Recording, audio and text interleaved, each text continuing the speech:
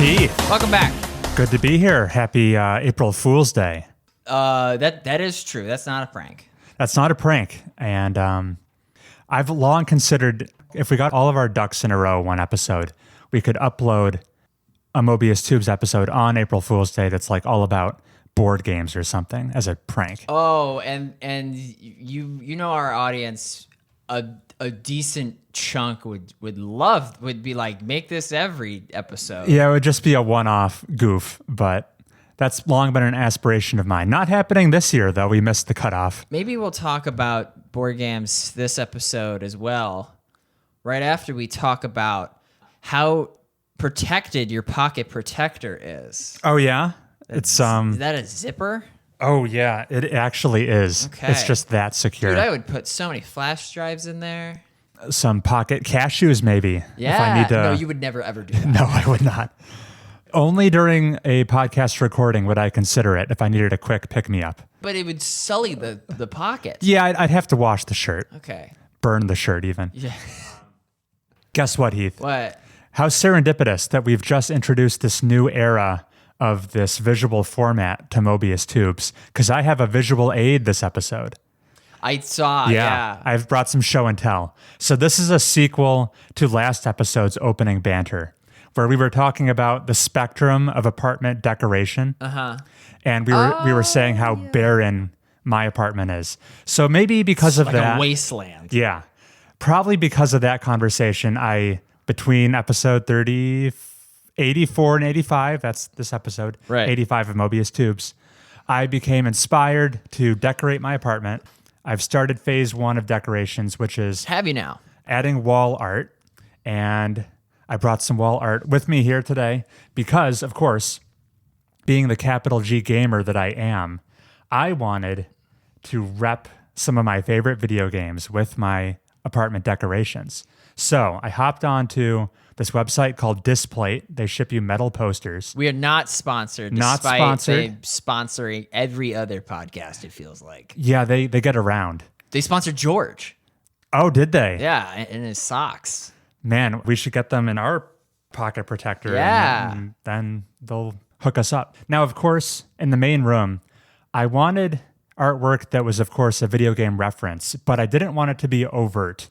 I wanted only the people who were in the know would pick up on it. Bailey's the same way about the Disney Yeah. industrial complex. That's how I feel about referential tattoos as well. Yeah. You don't want it to be too explicit. So, I got a good one after we unveil. So yeah, I'll unveil, I'll show it off. I've picked artwork from 2 of my favorite games. Ooh. I wonder if right off the bat, can you maybe name one of them? Oh, it's gonna be Anton Corvo scaling your apartment complex, and you can see Chris in the window, dressed as a masquerade guy. All right. Shrink wrap is still on. Oh yeah. Oh, make sure you get that close to the microphone. Well, you have to take off the shrink wrap, right? For later. Okay. This is one of the more subtle ones. This is this is Grease. So yeah, you're right on the money, Heath. This is a Dishonored reference. Oh, this is the guy. This is so some of the ones I went with are The Outsider. related. In Dishonored 2, you'll often encounter paintings in the elaborate environments Arcane has crafted. And this is a painting you find in the game. Oh, Clockwork Mansion? Probably. There's a whole limited series called The Legends of Sir Conan Legends. And this is one of the legends about butterflies or something. Is that a Sherlock Holmes reference? No, the Sir Dishonored Arthur 2 Conan takes Doyle? place on Sir Konos, an island. Oh. And these are like urban legends that are on the island. World building stuff. Very cool. I hope we're able to see the artwork through the reflections off of the shrink wrap. Oh, our lighting is perfect. I'm sure it'll We'll be see. Yeah, well, it could be, yeah. And then this is just another Sir Conan legend about a haunted cliffside. I was going to say Red Dead. No, more Dishonored. I heavily spec'd into Dishonored stuff. But you wouldn't know that was a video game reference. A girl would get tricked into thinking you're not a nerd. That's my goal. Not so Not so with this next one. This would Okay. be in the office, because this is just straight up Right. Corvo's mask. That might as well just be like the Peggy 18 in the corner. This is man cave material right here. Uh-huh. So cool illustration of Corvo Atano's mask. And lastly, There's more? one more. Different game this time. You'll recognize it right off the bat. I was thinking this would be for my bedroom. Uh-huh. It's just a big Katamari ball. Oh! It's a wonderful abstract scene based on Disco Elysium. Yeah, it's our man Harry Dubois towards the I was end trying of the not to game. spoil. I right. didn't want to just say like it's the fast mid you meet. Yeah, but here's some Disco Elysium artwork. And that's what I got for my show and tell portion of this podcast. Well, I'm not set up for unveiling, but that's bright. It is bright. That one's kind of nuts. Yeah, it popped out to me. Here's one that's less bright. This is the one that I would get in my home gym Get Big Town. based on Papers, Please. Oh. You know, the guy who you ask them for their documents and he's like, you look scrawny. You should come to Get Big Town. Here's a discount, right? I like it. Or it's not even a discount. It's just like... It's just join best gym. Underweight, weak, tired, join best gym. And I want it. I want it either as is or like an artist's rendition of like a big sinewy muscle teal guy, but with the same expression. I'd be into that one as well. Yeah. While Chris is putting away his treasures, I'll just say that this episode of Mobius Tubes is being recorded. Oh, wait, we already gave the date. Heck. Well, we didn't give the year. Okay, it's April 1st, 2023. And boy, do we have at least two things to talk about. Starting with the most exciting thing. Lay it on me, Heath. My Marvel Snap progress. Are you still snapping over there? Well, I'm rank. I'm like not rank. My rank. I've never gotten back to platinum. I always get bodied by the people that are playing more regularly than me. You cross the threshold into the big boys league, and then they slap you down. That's quite literally with their Hulk smashes. Yeah. No, I'm collector rank 800. So I've unlocked a sizable chunk. And wait, yeah, since then when you get to like 350, I want to say, you unlock the token shop, which allows you to actually prioritize which card you get next. Otherwise, it was just like totally random. So that's exciting. What was I going to say? Oh, actually, let's talk about Mass Effect 3. Okay, Marvel Snap, push it to the side. Onto the main course. Yeah, I've been loving these comprehensive recaps of your Mass Effect playthroughs. Keep them coming. Yes. So when we left off, Heath was supposed to go visit the Turian moon to rescue the Turian's president. Or general or president. Primarch. Primarch. Yes. Okay. Yeah. I'll use as much lingo as I can remember. So Shepard just smashes down, and immediately Garrus is like, welcome back, Commander. It's been so long, which is maybe true, but it's been like 6 months since they've met. That sounds right to me. Sure. So it's like, hey, Garrus, where the Primarch at? And Garrus points in that direction, and the Primarch is just like dead, just bleeding his whatever color Turian's blood is. And it's like, well, heck, now we got to go find the Vice Primarch. And you do, and he's another Turian that goes, I don't want to be Primarch. I'm just a soldier. And it's like, that you're perfect if that's the case. Right. I would never be a good president because I want to be president. The only good presidents are the ones that don't want to be. Right. The best leaders don't want the position.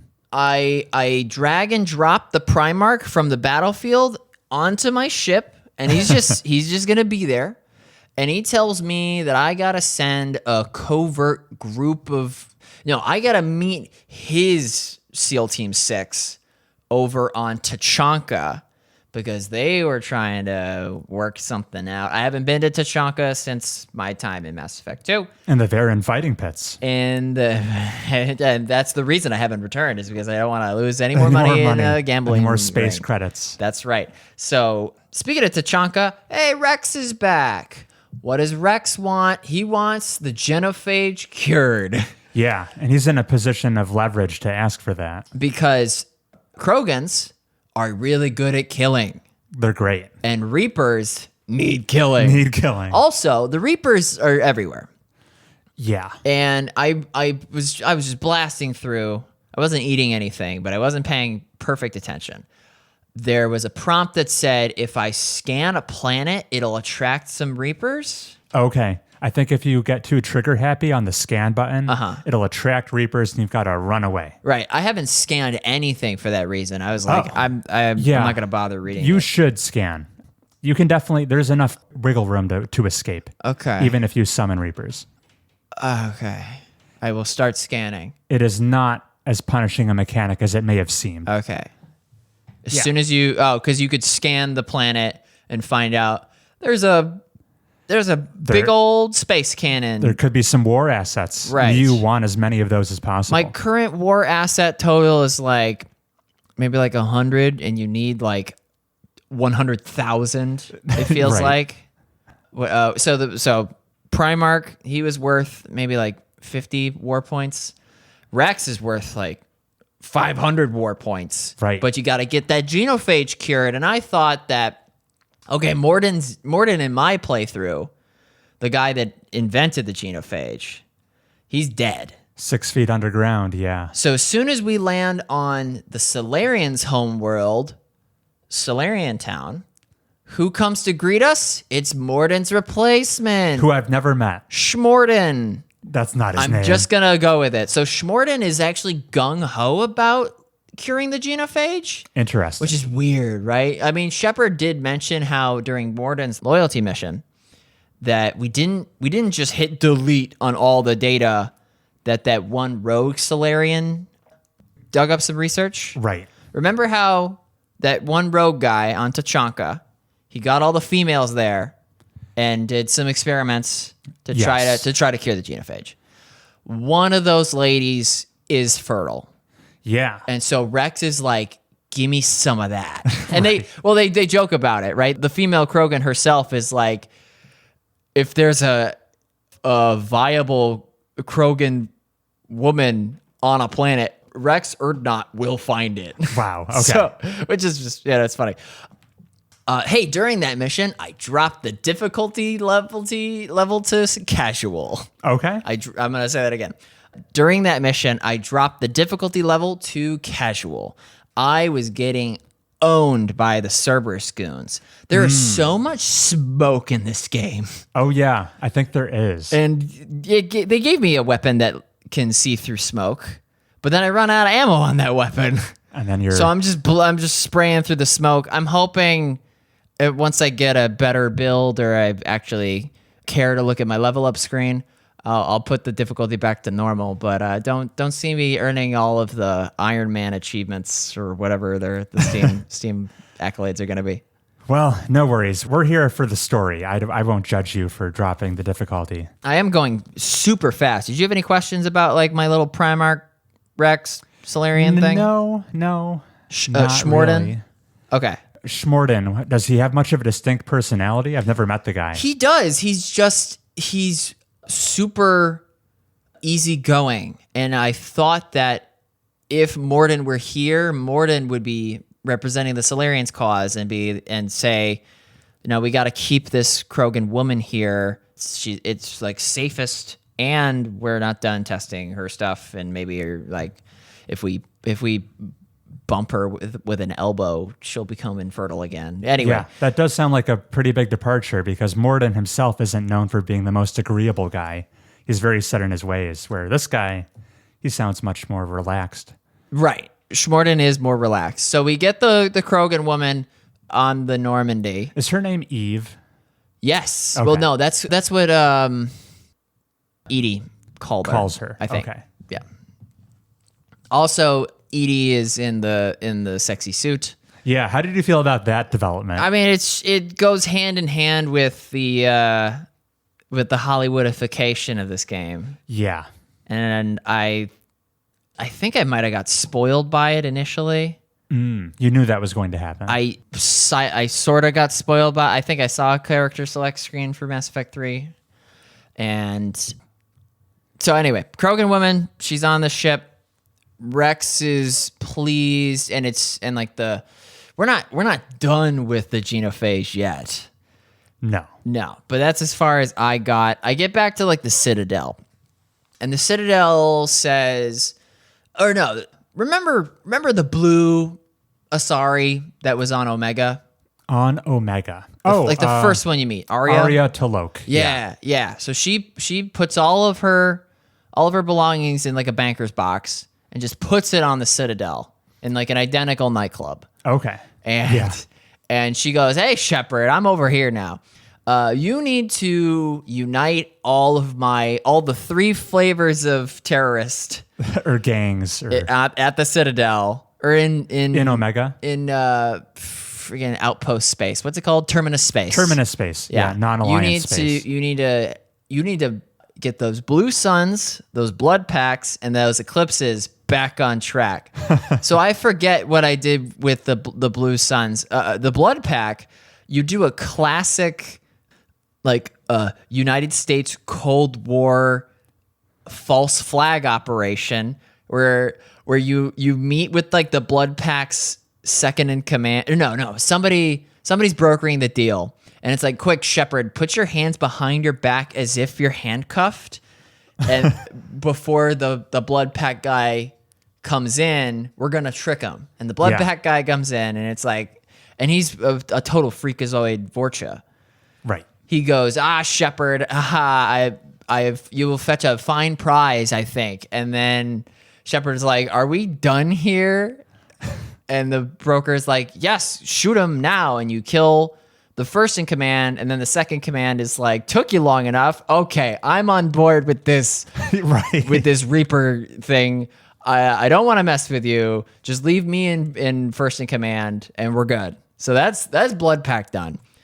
I go over to the Eclipse leader is not freely walking around. She's in jail, and Arya says, "You pull your strings. You big Spectre. You get her out of jail." You go, you Zoom call her outside of her cell, and Shepard, to his as persuasive as he is, he's like, "What are you going to do?" Asking the Eclipse leader, "What are you going to do after I let you out?" And she says, "I'm going to seek vengeance on all that wronged me and kill again until there's no one left to destroy." And Shepard's like, "Okay, can you focus that rage toward the Reapers?" And she's basically just like, "No." She looks at the player and goes, "I will cause problems." Right. And so I back out of that dialogue choice. I go to Captain Bailey.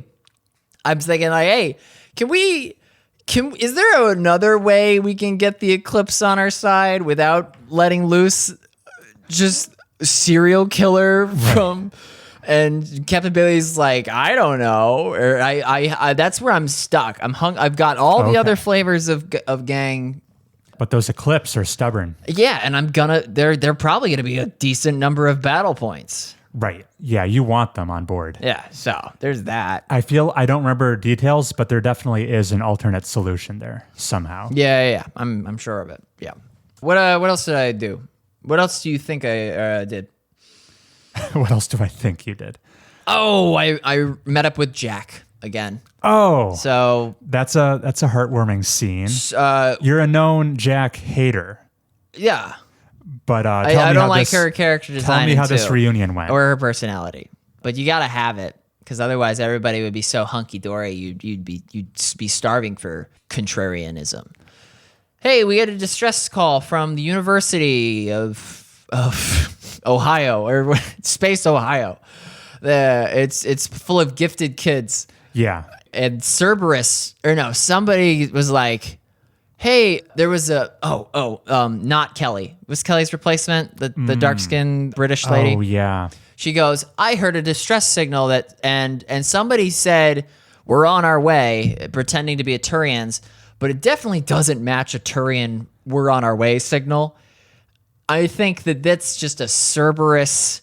The bad guys are pretending to be like EMTs and be like, oh, help us, we'll be there shortly. Yeah. But they're just gonna kidnap all these super biotic all the gifted kids. mega minds.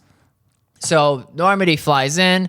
Of course, there's Cerberus is running around collecting all these freakazoids.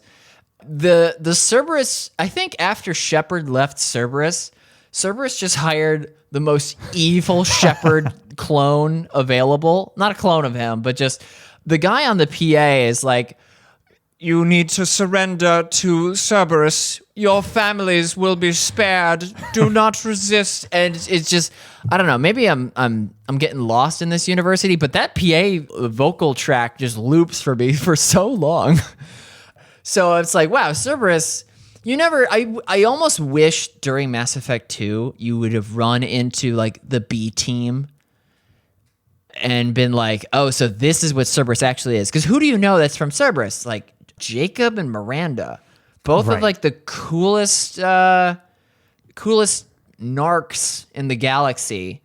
I wish there were some Cerberus goons that like made you question be like, oh, these guys are what's going to be left to fight in Mass Effect 3. The only pushback I'd give on that point is you run into a bunch of Cerberus wrongdoing in Mass Effect 1.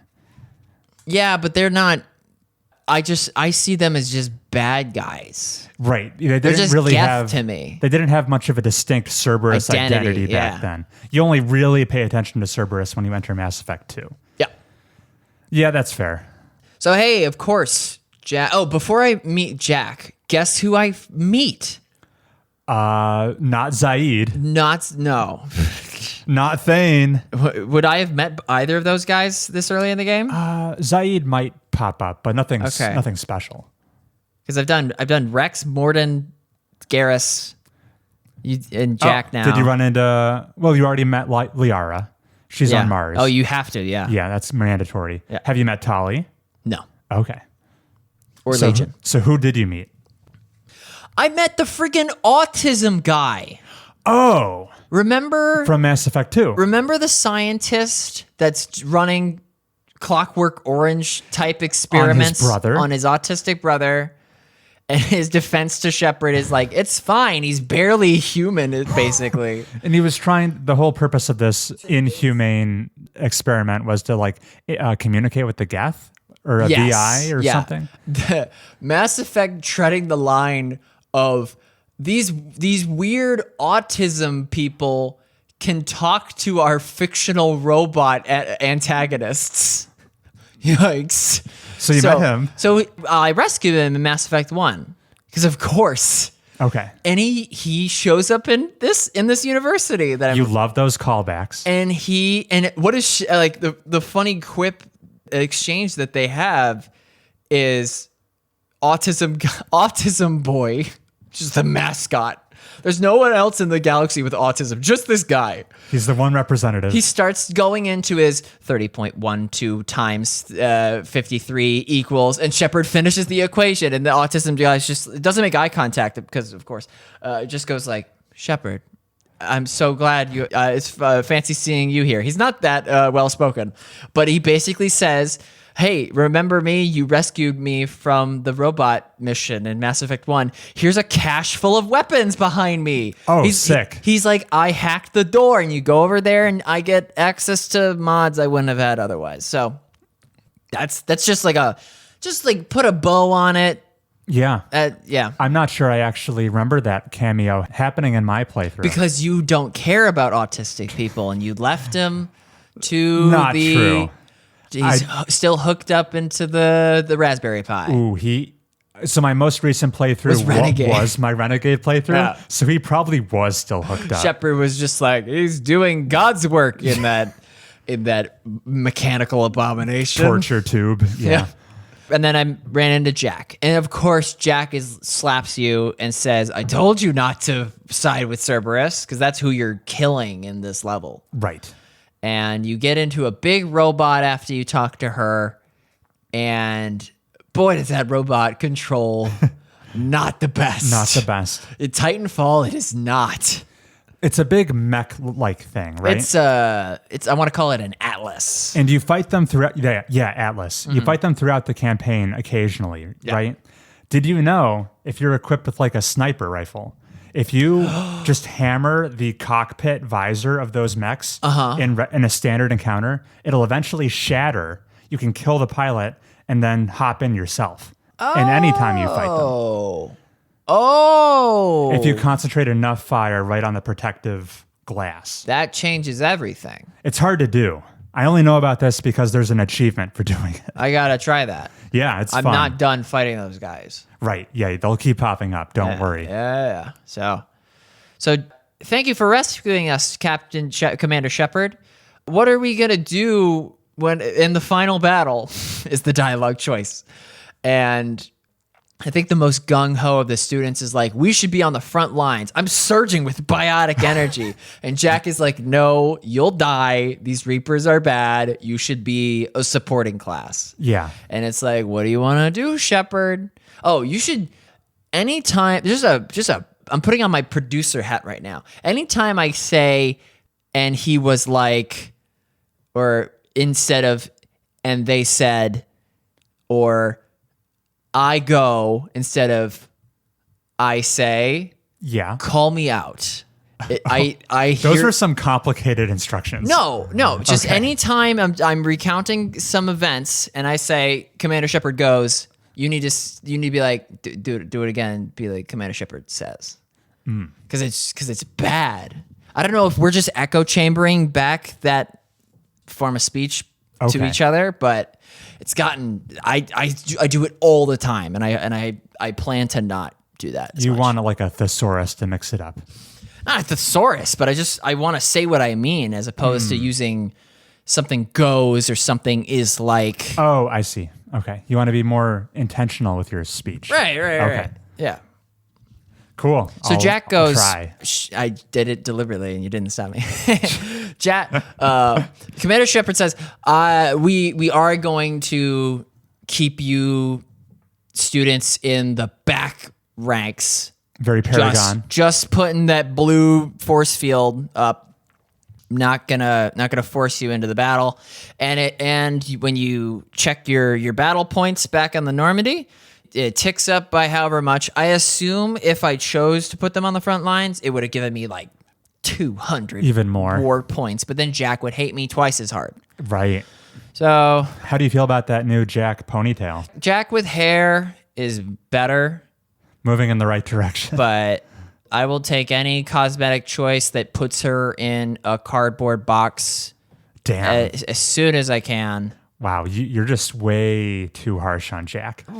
I mean, fine. What, you love her so much? Get your own wall art of it. She's not my favorite. Yeah, but I'm getting you a disc plate. no need. Use promo code Jack to save 10% off all your Okay. Hey, that's pretty much everything. I'm gonna start scanning, getting that Eclipse freak to calm herself, and then I'll have more to say about Schmorden. Yeah, I look forward to getting the entire Schmorden review. I do have a couple pieces of advice for you that will eventually become relevant. Sure. Just the order in which you tackle some DLC missions. How would I possibly? All right, there's one. I could have. Yeah. There's one that takes place on the Citadel. It's called the Citadel DLC. Save that for the very last thing you do. Just like right before you cross the point of no return final mission, do Citadel right then and there. It kind of serves as the capstone of Mass Effect 3. In fact, fans might argue it serves as the true emotional closure of the series that the actual ending doesn't provide. It's like Deathloop. Yeah. This is the DLC you were talking about that puts more cutscenes in. It's one of the finest pieces of DLC I've played in video any game. Wow. It's so good. It's got some fan servicey elements in like the best way. Because I've already run into Kasumi and Miranda on the Citadel. Very cool. You'll see some more of them. Okay. And yeah, just save the Citadel DLC for the very last thing you do. It's the cherry on top of Mass Effect 3. And don't sleep on the Leviathan DLC, which I don't know how you... It starts on the Citadel. I did that. You did? I went to someone's lab. Somebody was the dude is like a Spectre. No, he's researching a relic, of course. Yes. Okay. And his assistant is there, and it's like, can I get you? Sorry, I did it again. And his assistant says, can I get you a coffee, Commander Shepard? And he walks off camera. The scientist man says, we've been tracking. I'm having such a hard time locating the source of the thing that pooped out this relic. Yeah. But I found a clue. I think he's on. And then the assistant comes back into the scene holding a gun and blows away the scientist. Right. And Shepard has to restrain the student in the scuffle where Shepard like tackles the student. The latter says, "What happened? I blacked out for 2 seconds." And the Citadel cops arrive, and they're like, "What?" And they say, "What's going on?" And Commander Shepard says, "The student blew away the most brilliant man in the galaxy, and now I don't know where these relics are supposed to be." And Edie says, "Well, why don't we just look around this man's house?" So I go up into his bedroom, and I look at a child's drawing.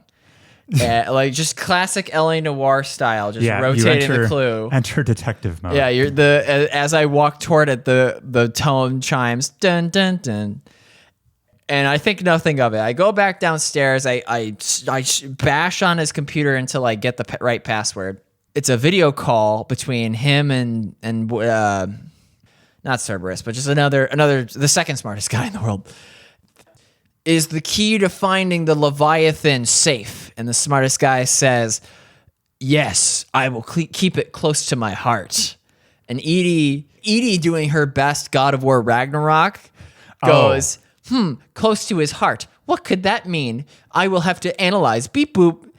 And so I go back up to the child's drawing because of course there's a nice red crayon heart that's got some binary digits underneath it, and Shepard's like, "Oh, we found the key." And then I plug all my little LA Noire clues into a glowing galaxy orb. Right. And I go, cryptid sightings, plus crop failure, plus OnlyFans subscriptions. And then it poops out, it's supposed to poop out a location? Because I don't think it did. Oh. If you apply all the right filters. I found like 6 clues and like X number of filters. Interesting. And Edie says some of our criteria may not be relevant. And I do that for like 8 minutes. Okay. And then I get out of there thinking like maybe it'll just pop up later. No, there's something you're missing in that room. You're telling me get back in there, coach? Yep. You need to put on your detective cap once again, find some more filter criteria. But yeah, once you eventually... I did everything. Once you move on, the mission is nothing special, but it has cool lore implications. Sure. I'll just leave it at that. Okay. It's good that I would have totally forgot to bring that up. Because it didn't go anywhere yet. Right. Yeah, you're still in the apartment. Right. Cool. That's a substantial Mass Effect update. It was, 30 minutes of something. Well, I can give you 30 minutes of something right now. Oh. Let's talk about what I've been playing, what I finished playing. I wrapped up Metroid Prime Remastered. And let me tell you, I have an alternate title. I think it should be called Metroid Crime Against Good Game Design. Let's go. Oh. I did not like Metroid Prime Remastered. Oh, dear. I have significantly soured on this game since we last spoke. Ooh. Oh, this is your immortality. This is my immortality. This may just be the greatest disparity between critical reception and my impressions of a game. The gap is wide. This game is beloved, and I do not care for it. I don't recommend it. Wow. Let's dig into this eggshell here.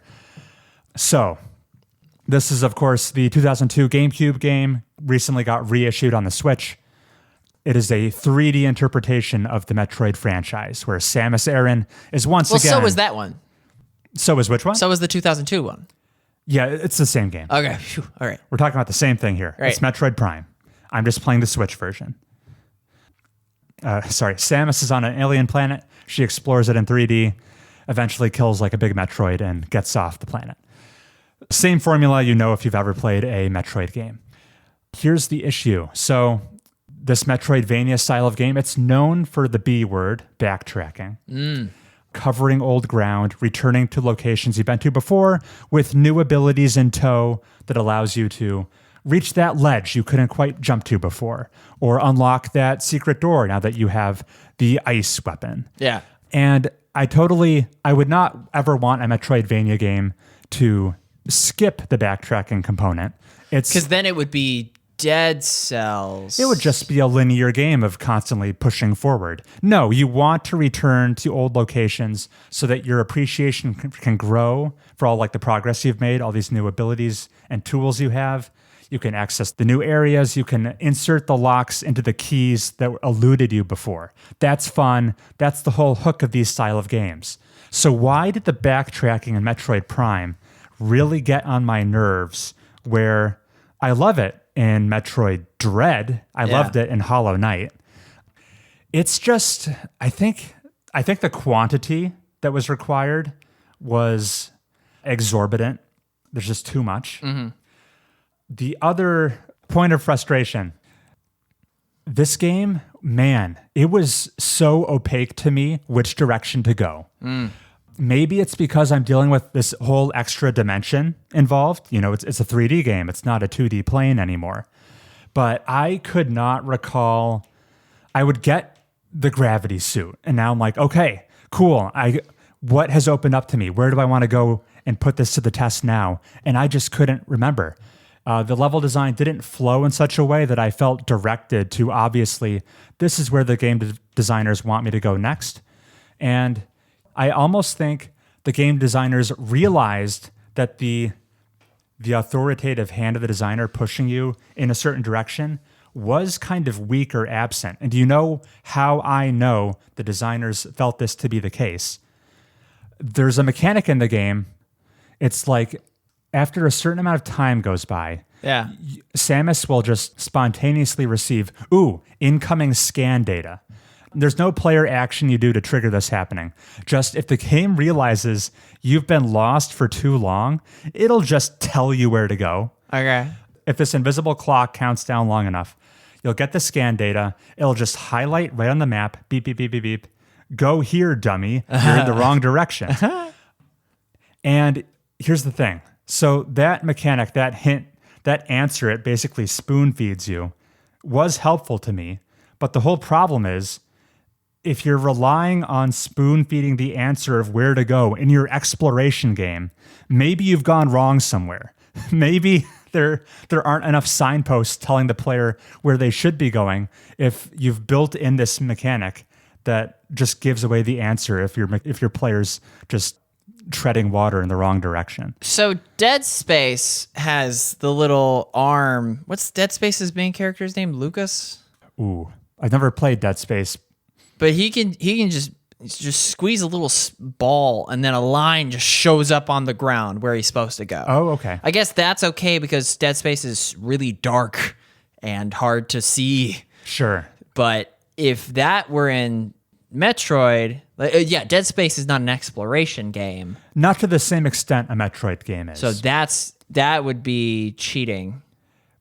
It would kind of be cheating. Yeah. But you're supposed to be lost. You're supposed to be lost. A big component of the joy in these games is figuring out where to go.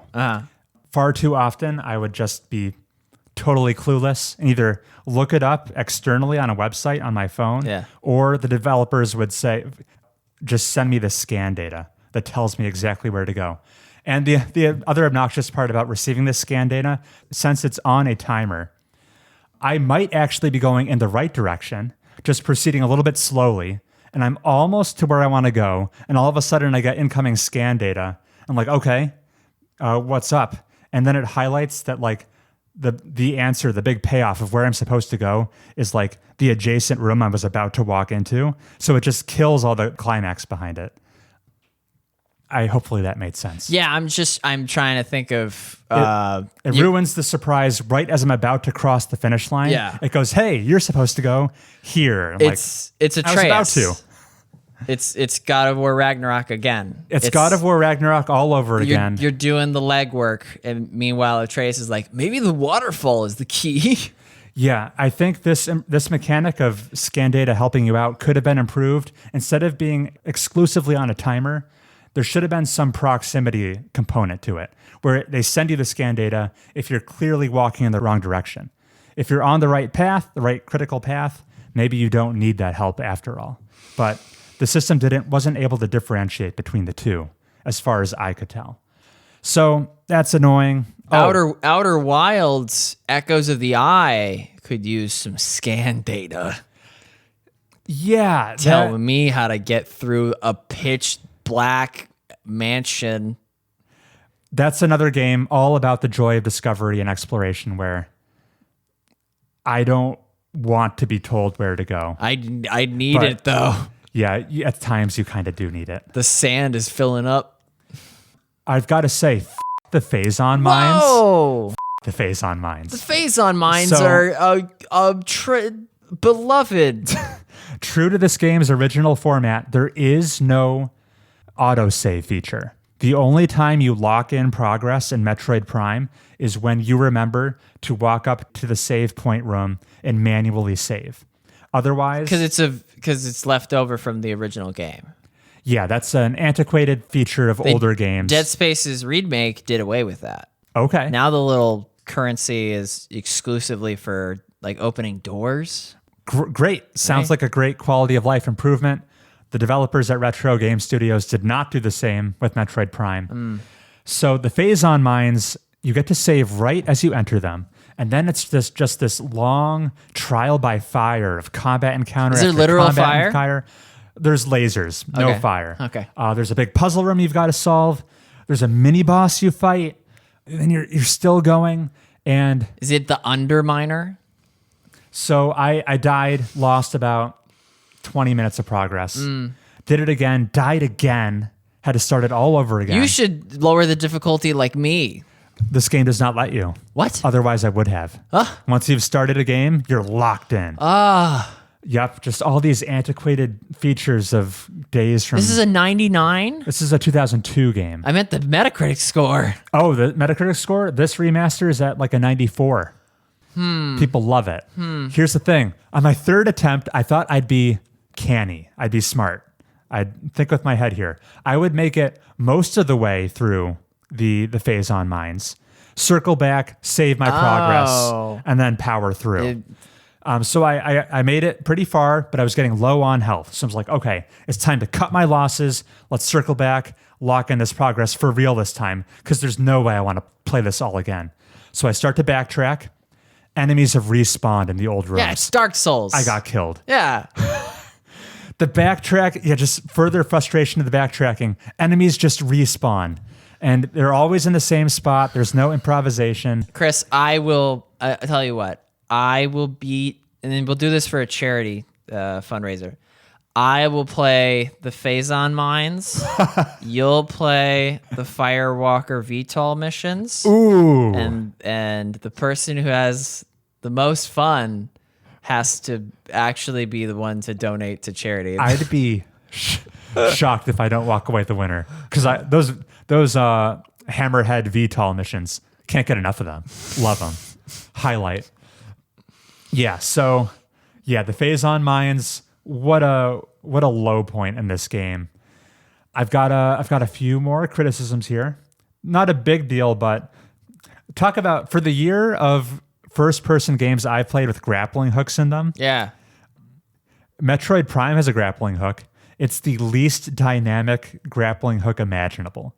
It just pales in comparison to Halo Infinite, which is Halo Infinite's grapple hook, very physics-based, very flexible depending on what kind of angle you're shooting it at or how far away, where Metroid Prime's might as well just be an escalator you equip that just takes you from point to point.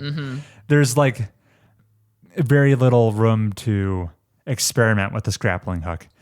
All it does is it's basically a shortcut, which is fine. So it's a zip line. it's a glorified zip line. It's like the Batman Arkham zip line. I had more fun with the Batman Arkham zip line. Who didn't? Yeah. Let's talk about this game's combat. Yeah. Last episode, I said, you shoot stuff in Metroid Prime, but it's not really the main point. It's a first-person shooter in the same way Portal is. Right. I want to walk some of that statement back. Redacted. You do engage with combat quite a bit in Metroid Prime, to the game's detriment. Oh. So here's the thing. This is a first-person shooter game where you can lock on to targets. You pull the left trigger, hold it down. You no longer need to aim. You are as if you have like From Software locked onto a target. Yeah. You can lock onto an enemy, and then that makes sense because that's for melee options. Right. And From Software, it makes sense because it's all about locking your camera angle, because it's all about the dodging and the parrying and stuff. Metroid Prime is a first-person shooter where you need not aim. So you might be asking yourself, Chris, if you don't need to aim during the combat encounters, what are you thinking about when you shoot? And the answer is nothing. You're just hitting the fire button as you don't need to aim. The decision space of the combat in Metroid Prime begins and ends with which color gun do I want to shoot? The red one, the white one, the yellow one, or the purple one? I like the purple one. If you once you've equipped the one you want to shoot, your thinking can cease. Your input is no longer required. You're just locked onto a target and you hammer the fire button, and that's it. Rinse and repeat. Enemies take too many shots, by the way. This is some brain dead combat, and you do far too much of it. The same kind of sentiment I'm about to express came up when I was criticizing Scarlet Nexus last year. Oh. All these video games are a mix and mashup of different ratios of the experience. The designers allocate some portion of the experience to exploring, some portion to puzzle solving, some portion to combat. The designers of Metroid Prime allocated far too much runtime to the combat. It wasn't designed in a compelling enough manner to warrant the 50% of the runtime you're shooting guys when you're just locked on, not thinking at all. Poorly designed combat. Do not recommend. Oh my God, Metroid Prime. What do people see in this game? I'll tell you the one cool part. Okay, towards the end of the game, you eventually get an upgrade for your visor called the X-ray visor. Yeah. And here's the one cool part, which if I was playing this game in 2002, it would have been, pretty mind-bending. It's detective mode. You, with this X-ray vision equipped, you can suddenly see hidden things in the environment, platforms that have always existed there. You just couldn't see them. It almost feels a little bit like some of the coolest parts in Outer Wilds. Spoiler. I'll just leave it at that. But when you see, there were these floating platforms in this room this whole time that I could have jumped on, I just couldn't see them. It was opaque to me. And you equip the X-ray vision, and you can suddenly see them or see through a wall to answer a puzzle or something. Those are cool aha moments that the game does provide. They're few and far between, though. I would have liked to see more X-ray vision shenanigans. Like the whole game X-ray vision. Yeah, if the whole game was X-ray vision and no combat, this would be a totally different story. But unfortunately, the Metroid Prime, we get it. It's almost as if when this game released in 2002, there was this inherent assumption that, hey, you're releasing a video game, you better shoot stuff in it. If I'm not shooting stuff, what am I doing? Yeah, what am I doing here? Where I'm so glad the medium has progressed that nowadays we can get a game like Outer Wilds, which I feel like embodies the spirit of Metroid Prime, but the developers realized, hey, it's 2019 when we made Outer Wilds. The player base has matured enough to we can totally exclude combat. We don't need it. Just because you're a video game, you don't need combat. We've elevated ourselves to that point now, where at the time when Metroid Prime released, that would have maybe been taboo. Or like the gamers at the time would have been like, what is this game? What a ripoff. I'm not shooting the bugs. So I think I've covered all my notes here. But yeah, the lackluster combat, the antiquated save system, the over-reliance on backtracking really soured me on Metroid Prime. Worst game I've played this year, at least in terms of my personal enjoyment. You think the original is this bad? I looked at gameplay of the original. This is a very faithful remaster. So yeah, it's To its detriment. to its detriment, in my opinion. Wow. All right. But I could see why this game was reviewed very well in 2002. I don't know why people like it so much this time around. It's baffling to me. But I've spoken at length for far enough. You're giving this show its real Anton ego. Yeah, Anton Ego. And this is not Chris pulling the legs of our listeners on April Fool's Day. No, You already mentioned Scarlet Nexus. yeah, I did not like. This is not a gag. This is not a goof. Chris did not like Metroid Prime. Dang. All right. Kids, if you want to play a Metroid game, play Metroid Dread. Dread is slaps. Dread is awesome. Yeah. Don't bother with Prime. Okay. Keep your Metroid games 2D. You've heard it here first. On to another 2D game. Mind if I pound a protein bar? Oh, please. By all means. There he goes. While Chris is doing this, I'm going to talk. It's time for our next segment. Everyone's just giving me games from the unlikeliest of places. So we're all familiar with the Epic Game Store. How it's just free games every day of the week. And you'd think that that's like the primary place I get games for free. Yeah. But now I'm running into a case where Netflix is, if you would input your account, you get to play Terra Nil for free, which is like a city builder. And then if you have a YouTube Premium account like I do, you just get Game Pass on PC for a couple months. And what was my other thing? No, that was that. Wait. So, Wait. what? Wait. Oh, this became a segment. This segment, it's Free actually a games, segment. you say. Boy, do I have a recommendation for you. Released yesterday from Sega. Oh, Perhaps. I'm aware of this. Perhaps my favorite Sonic game. I showed it to Bailey. The Murder of Sonic the Hedgehog. The trailer is amazing. Oh, is it? Oh, yeah, well, yeah, because it's just a love letter to like you've seen him run, you've seen him jump. Now see him dead on the floor. it plays it completely. I didn't think it was possible to make a Sonic game that would pique my interest, but this might just be the one. How much of that is genuine and how much is just hater Chris? It's pure haterade. Okay. I want to see deceased Sonic. Yikes! just to get back at all of the All the cringe. yeah. Well, good. Continue. So maybe I'll play. I don't even know it was free. It's free. Really? Wow. Apparently.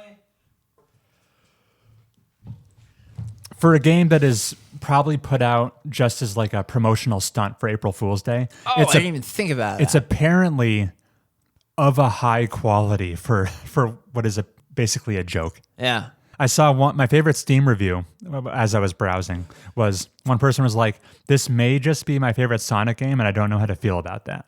And I was like, "Oh, Yeah. Join the club. maybe I would empathize with that." So good. I don't know which of these free games to play first. I put Terra Nil on my phone, so that's going to be competing with my Marvel Snapping. And then I didn't even try this Game Pass. I've played all of the Game Pass games worth Game Passing, right? Do you even have Game Pass? That's what I'm saying. My YouTube account is just giving me however many, and I can play until like the end of May. So that's on the docket. And also, moving on to the next segment called Janice, are you listening? I watched Everything Everywhere All at Once, the Academy Award winning sweep of a movie that Janice told me awakened something in him. Mainly, he goes, I think this is why they make movies. For once, we're going to discuss a film that we've both seen. Oh, good. Yeah. Okay, great. I saw it in theaters, so it's been a little while. That's a good movie to see in theaters. How did you watch it? Right on that couch. Okay. Was it on a streaming service or something? Yeah, with Bailey. Yeah. Yeah. Hey, that movie is so anti-Bailey, it hurt her. Whoa. So, you know what Bailey... I mean, okay, so I'm working from most minor to most egregious. This movie is an homage to The Matrix, Jackie Chan, martial arts. Yes. It's not that way until like 30 minutes in, and then it's the rest of the movie. Yeah. So Bailey's not the biggest Jackie Chan fan, and that's fine. She doesn't like people. She like as much as the gags that they do. What's your favorite Jackie Chan intellectual property? Did you ever watch the animated show? No. No. Chris didn't watch animated shows until Girlfriend Factory. So my favorite Jackie Chan bit is the one where he's naked. Okay. And he's preserving his modesty. He puts like a dinner plate in front of himself, but there's bad guys all around him that they keep trying to beat him up. So he has to keep like keeping them at bay, but always using one hand to cover himself up. I see. With like a silk scarf, and he rolls himself up, and then a bad guy pulls the scarf, and it's like, oh no, we're gonna see some dong. Yeah. But he deftly puts like a frozen fish in front of it or whatever. So like great stuff. And where this ties into Everything Everywhere All at Once is that you see some dong. No. That's the one thing they leave out of Everything Everywhere. But you do see dildos though. Oh yeah, you do hot dog fingers? Yeah, very phallic.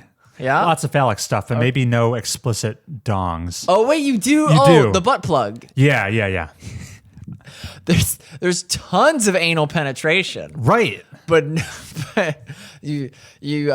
I must have blocked that out of my memory for whatever reason. So that's the one part that stuck with me. Bailey may have taken exception to that as well, but the thing she took exception to the most was the animal abuse. Do you remember when like the ditzy laundromat customer girl who is like always on her phone turns into an agent of whatever, a Time Lord keeper, and uses her little chihuahua as basically just a nunchuck combat thing. And what does Evelyn do? Evelyn at one point, she's so immediately Bailey's mouth is agape and she's like, what is this? And then that scene ends with Evelyn snipping the leash and the dog just careening away into the background. And the director is like, see, haha, funny. And Bailey was just like, please stop watching this. So I finished the movie on my own time. Janice told me not to talk about it, but I have a podcast, so I think it is a wonderful movie about family and just as fun of a time as Turning Red was. Turning Red, the other Asian movie that came out. Okay. That one's animated.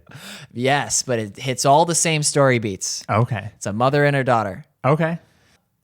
What did he think of? I don't know. I'm so salty. All I was thinking about while I was watching Everything Everywhere All at Once was how much I hate immortality and how this was just a better rendition of crazy mind-bending element that complements a down-to-earth story about a mother and her daughter.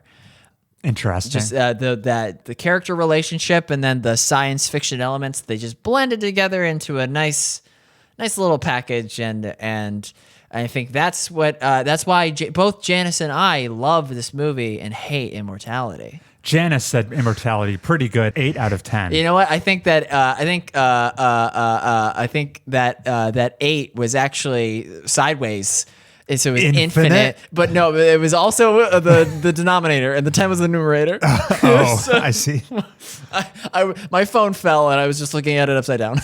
No. Everything Everywhere All at Once pretty singular film, very memorable.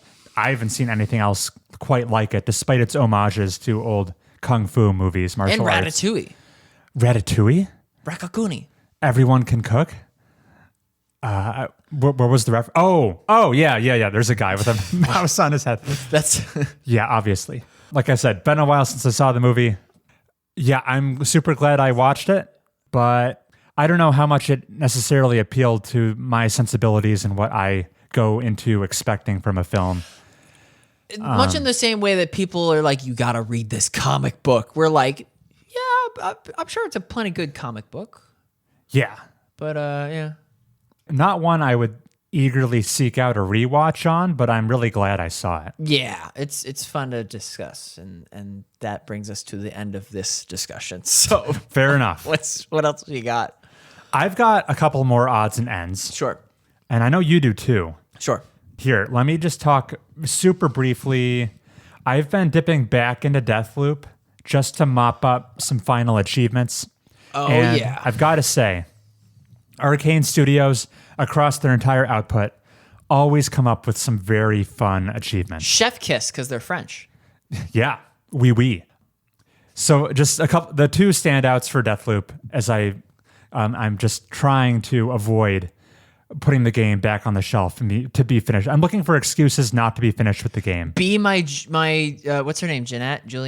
Juliana. Yeah. Be my Juliana. Oh, that would be super fun. Can you do? You can enable friend only mode. Let's go. Yeah, we can do it. We can totally organize that. There is an achievement called Clean-ish Hands. I'm gonna put the controller down and just wait for this new scanning data to show me where the escape route is, and you'll be like, I'll treat you like the end. Metal Gear. The Metal Gear boss. I'll wait till you die of boredom. And then Because there is a real world possibility I just log off if it takes too long. The achievement in Deathloop, Clean-ish Hands, Okay. very fun to pursue. It's of course a reference. it's Anton Corvo. Every Dishonored game has a Clean Hands achievement for beating the game without taking a single life. And this is a riff on it because in Deathloop, you must kill the 8 targets. It's a progression blocker. But the achievement is complete the game, only killing your targets. Don't kill any bystanders, anyone else. Yeah. So it was Hitman. fun. It totally recontextualized how I approached each mission. I totally switched out my loadouts.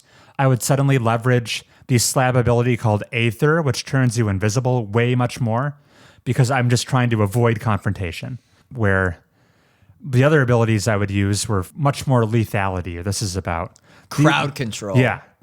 Totally different incentives, totally different approaches to the kills you've got to do if you don't want any collateral damage. So Cleanish Hands, loved all the ways. Do you still have to kill the scientists' clones, all 17 of them?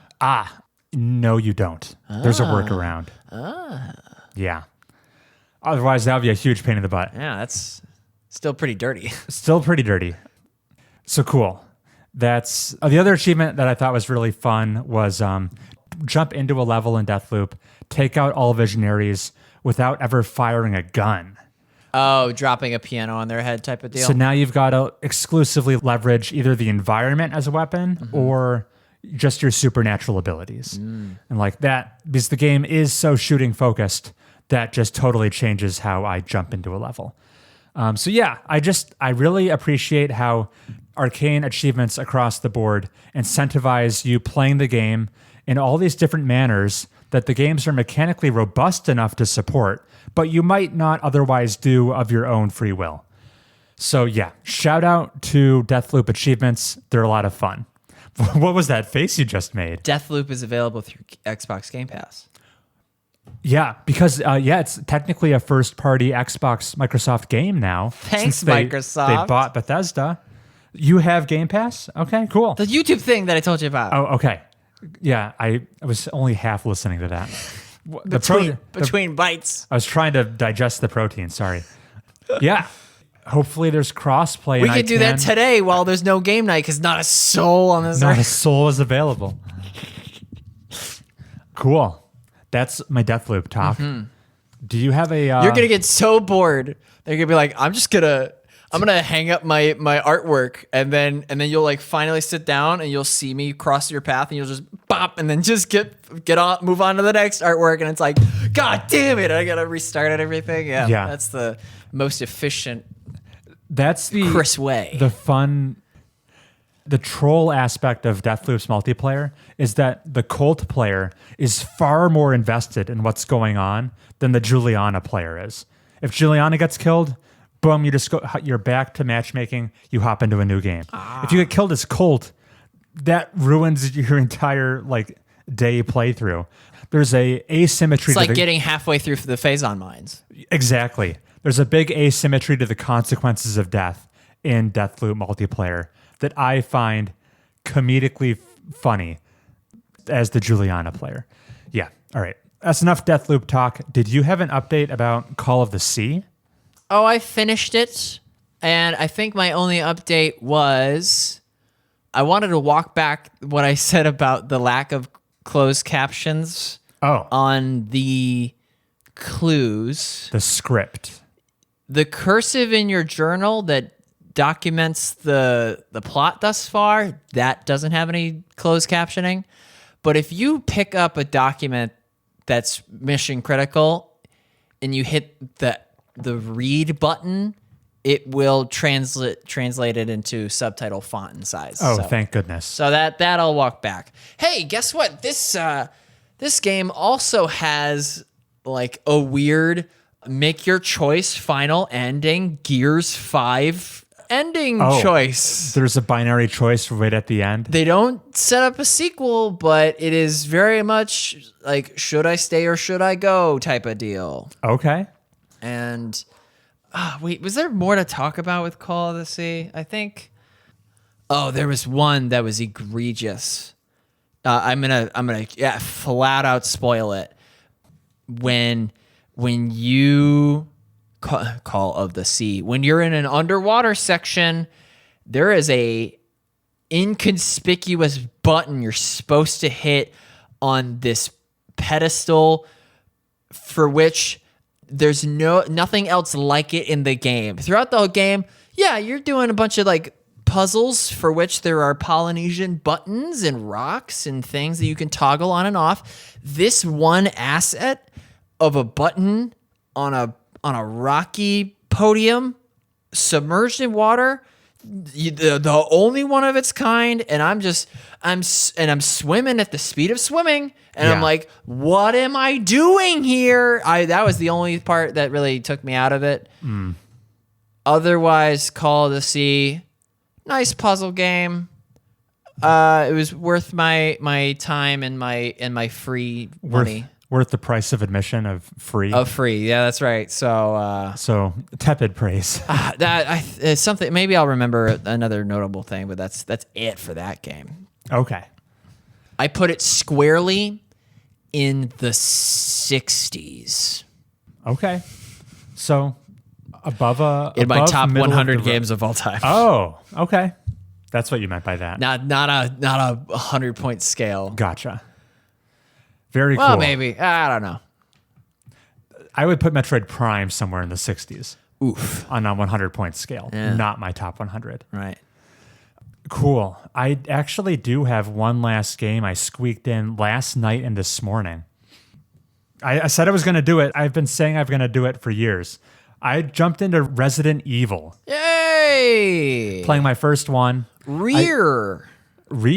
Yeah, I guess. Resident Evil 4 Remake. The 4 is like a A. Oh, yeah. Rear. So all the Resident Evil 4 hype convinced me to boot up Resident Evil 2 Remake. So that's what I'm playing. All right. I'll work my way up to 4. So yeah, I'm playing as Leon. I'm in the police station. I have just discovered the underground segment of the police station. So that's where I am. It's early goings. I love this game. I am hooked, man. Hook, line, and sinker. For its inventory management. I am super into it. Funnily enough, yeah, once again, this is kind of the same thesis I put forward about Doom Eternal. This is a resource management game masquerading as a shooter, where In this game, your every bullet counts. Every health pickup is a lifeline to you. It is the scariest horror element of them all is to whether or not to shoot the guy as opposed to conserve your ammo. Right. Exactly. The scariest part is the gore and viscera is that's whatever. Take it or leave it. Right. And the comparisons of this game to Doom Eternal, it's funny, where they're both asking similar resource management questions. They're on opposite ends of the pacing spectrum. Because Doom Eternal, it's frenetic. You're making snap judgments all the time, improvising at the drop of a hat, trying to make snap judgments, where Resident Evil as a franchise, I assume, but particularly in Resident Evil 2 Remake, it's a very slow, methodical game. You're dealing with this tense tone at all times of where do I go? What is the best use of my resources? It's almost at a glacial pace, where in Doom Eternal, where you will fire off a volley of rockets and try to conserve ammo, but it's not a big deal if you waste shots in Doom. Every bullet really does count in Resident Evil, where as soon as I miss a shot, I am considering the reload of my save. Not of my gun, of my save file. Because everything is so scarce. This game it's like a zombie outbreak. You're this new inductee into the police force, Leon. Things are going bad. Leon seems kind of thick in the head. Like, the situation is dire. The city's on the verge of complete anarchy. And he's like, what's going on here? He's just very nonchalant with everything. There's definitely Japanese goofiness in the tone as well, which helps temper the pure horror aesthetic and make it more palatable to me. What? So there's like a gut busting, like a woman on the floor turns into like the ones that crawl on the ceiling, kind of, just like an animation of her like breaking her limbs to like get contorted, and Leon will be like, that lady has issues. Exactly. Something like some gross understatement for the situation. Like, this Mr. X guy won't leave me alone. I haven't met him yet. Oh, I'm that early on. But this game also heavily relies on backtracking, which I just said. I just used backtracking as like a curse word when describing it in Metroid Prime. And here, I don't mind at all. Partially because, the map system, the map mechanic in Resident Evil is so helpful. Oh my gosh. Every room I'm familiar. Is meticulously chronologued for you, where it'll change the color coding of every room on the map to tell you, hey, you've scoured every point of interest in this room. You have no reason to return here. That is so handy to know. A room will become blue if it's totally combed over for goodies. It'll remain red if there's still something to discover. So you know exactly which parts of the police station you need to return to, which ones you need not bother searching any further.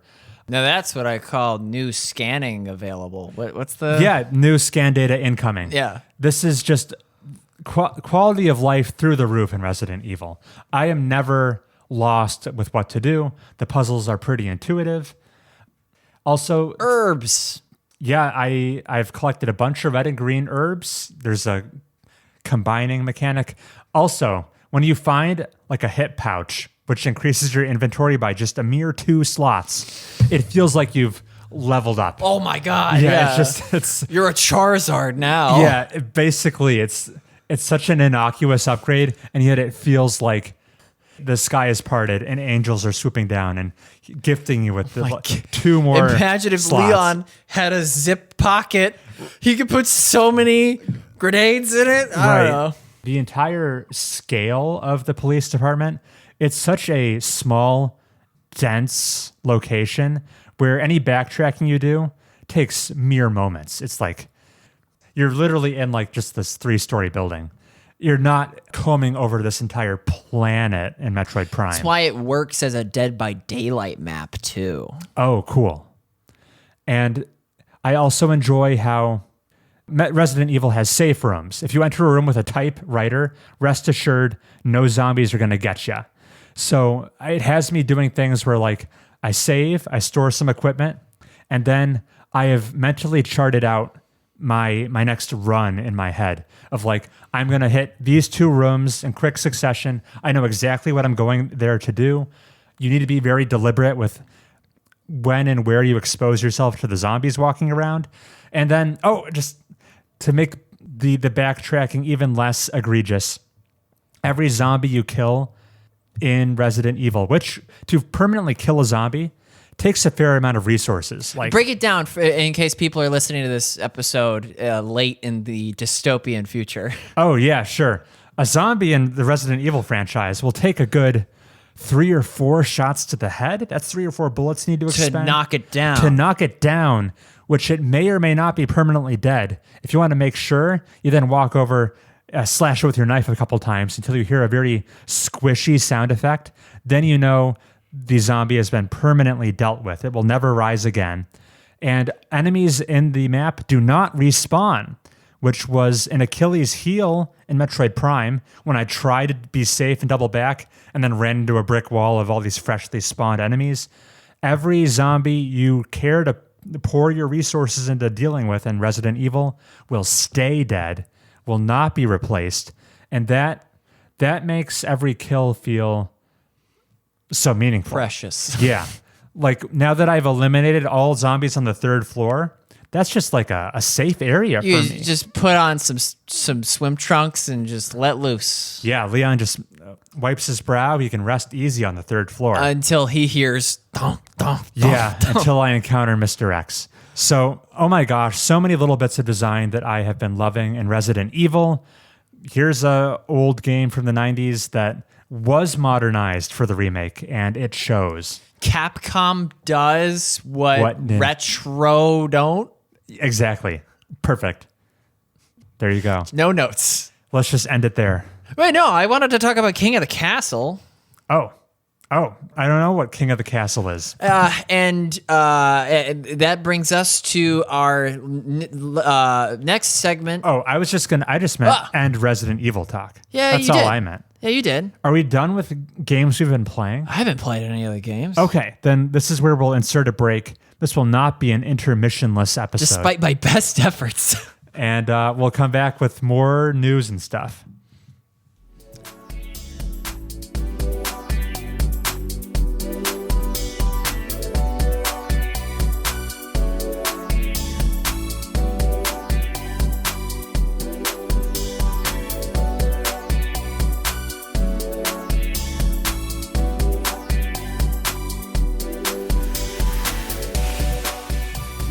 And we're back. We're back.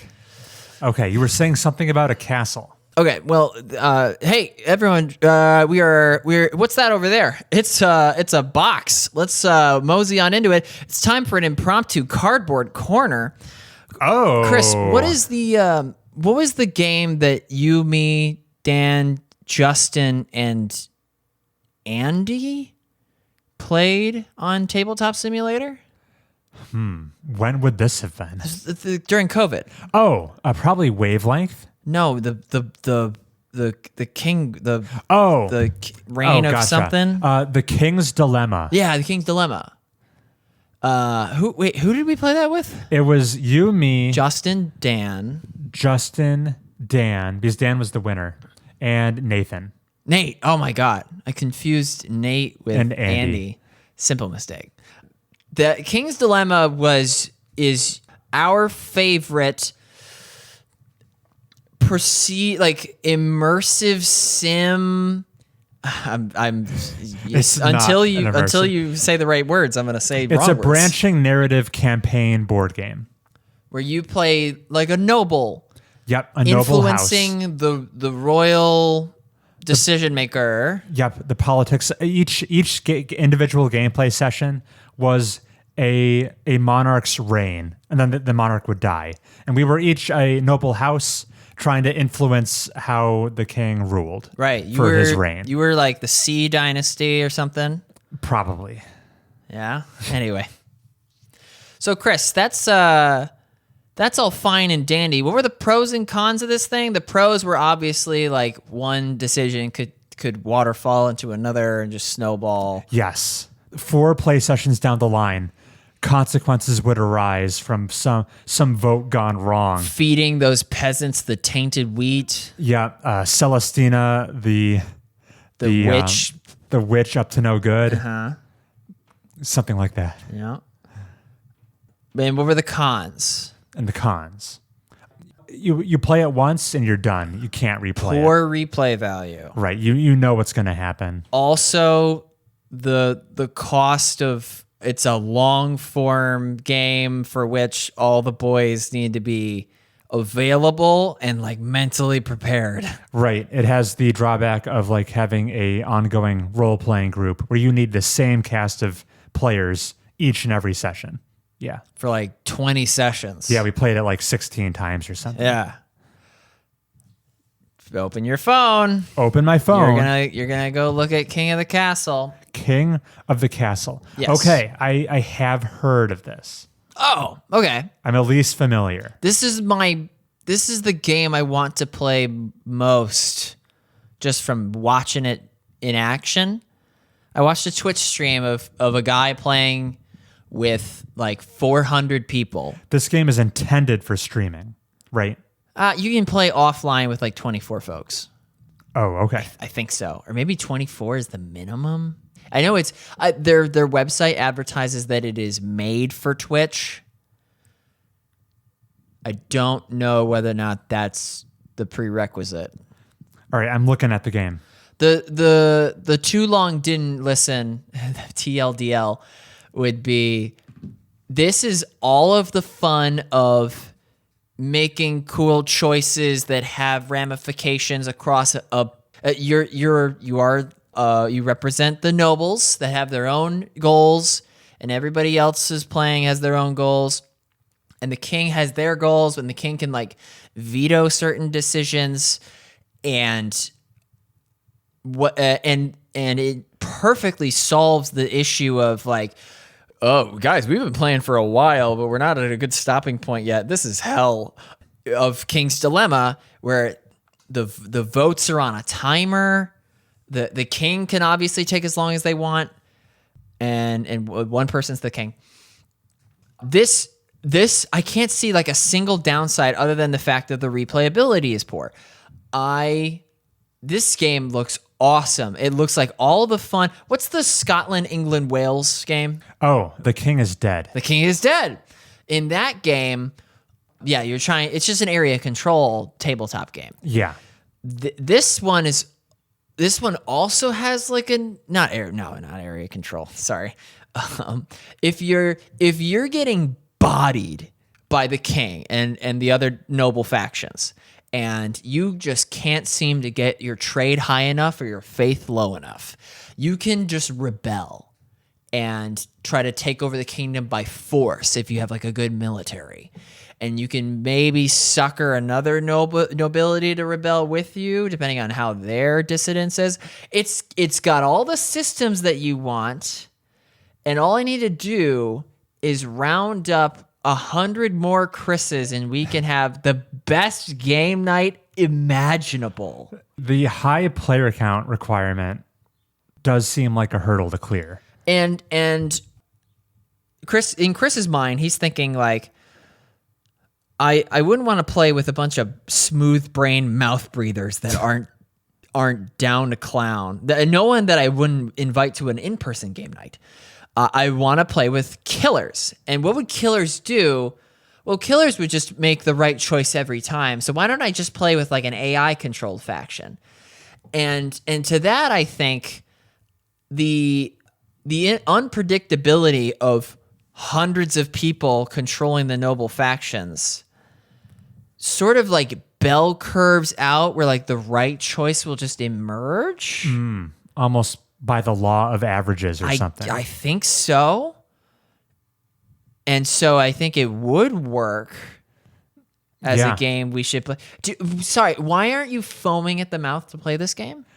Because it doesn't have a train. If it did have a train...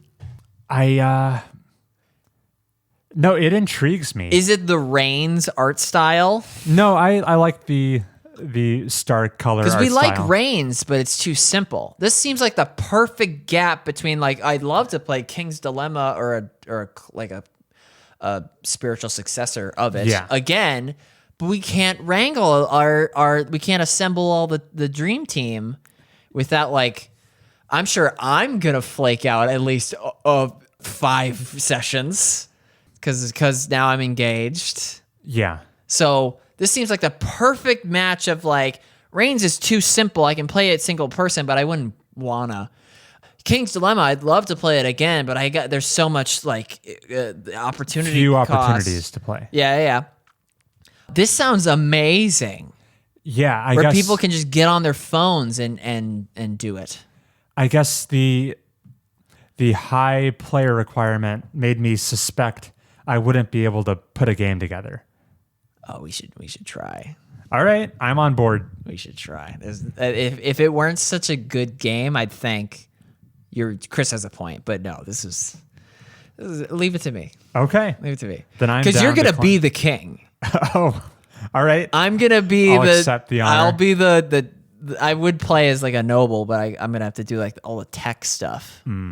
But Were you thinking with people we know? yeah. Okay, that would be a lot of fun. And then it's just randos would fill in right, for NPCs. right, cool. Yeah, I'm down to clown if we can arrange that. All right, that's King of the Castle. That's King of the Castle. We should probably deliver our eulogy for E3. Okay. So, E3, the Electronic Entertainment Expo. Guess what? They said they were coming back in 2023, but no longer. The show has been canceled. It will not be happening. So this is not new. The last time a big E3 showcase occurred in person was pre-COVID back in 2019. We talked about it. Mobius Tubes was still going back then. Yeah. And since we entered the COVID years, E3 has either not happened or it happened in like a digital only substitute format. Nintendo Directs. Right. 2023, this was going to be the big coming back party. A bunch of the publisher partners kind of just said, nah, we're not coming back with you, E3. Well, GDC is all you get. Sony had already pulled out in like 2019, so that was old news. Microsoft wasn't going to be there. I think the straw that broke the camel's back was Ubisoft saying they were not coming. So the ESA, the body that puts on E3, had to announce its cancellation. Why this is different this time around is the past several years, whenever ESA said, no E3 this year, we'll see you next year, they did not give that disclaimer this time around. Yeah. This may be the final nail in the coffin. They have not announced plans to return in 2024. It seems like the industry has moved on and left E3 in the past, which is, it's a mixed bag. It's been a fun tradition. The first E3 occurred back in 1995 and has happened almost every year since then. I also occurred in 1995. You did. A good year for new ventures, I guess. But yeah, that might just be a thing of the past. It had a good nearly 25-year run. Yeah. Had like a 26-year run, and now it's just gone. Now, there will still be like Nintendo Directs, direct presentations from the publishers to the consumers that they just host online in a video format, and they probably spend way less money doing that. The main drawback to me is I liked how E3 provided this excuse to have this highly concentrated 4-day dose of video game news every June, where now that everyone has been scattered to the wind, all the publishers are doing their own thing, spread out across the summer, it is far more diluted. It's not this hot and heavy 4 days of gaming action. Now you get a drip feed of information across the entire summer season, and it's not quite as exciting. We still get just as much news. It's just not delivered in as potent a form as E3 provided. And that would be cause for alarm for anybody living in an age where video games really need the big mainstream presence to feel legitimate. but we're living in The Last of Us. Yeah, that's a very fair point. Video games have never been higher profile. That's very true. The Mario movie. Yeah. So for many years, E3 was like the one time of the year where mainstream news outlets would pay attention to the video game industry. That's no longer the case. We don't need E3 for them to pay attention. We've grown past it. Yeah. We have prestige TV shows like HBO's Last of Us. And yeah, so that's just one more reason E3 need not exist anymore. Right. Yeah. But I have fond memories of, I remember one summer as a college student during an internship, I was typing away working where I had like E3 headlines coming through my headphones at the time as I worked to stay up to date on the news. And that'll never happen again. Partly because I work from home, but also because E3 is dead. But yeah, so E3, it was nice knowing you. You provided me some fun memories, but I think it never comes back at this point. No. I really did think it would be back this year. No. But I was naive. The publishers thought differently. GDC is still good though. Yeah, I mean that serves an entirely different function. Game Developer Conference. That's for like developers swapping ideas and giving these like TED Talks on how did making my game go and what were the lessons I learned? What are takeaways that you should apply to your new game idea? Things like that. Where E3 was basically a glorified commercial. True. But yeah, GDC is alive and well. Cool. On to Tetris. Oh, the Tetris movie.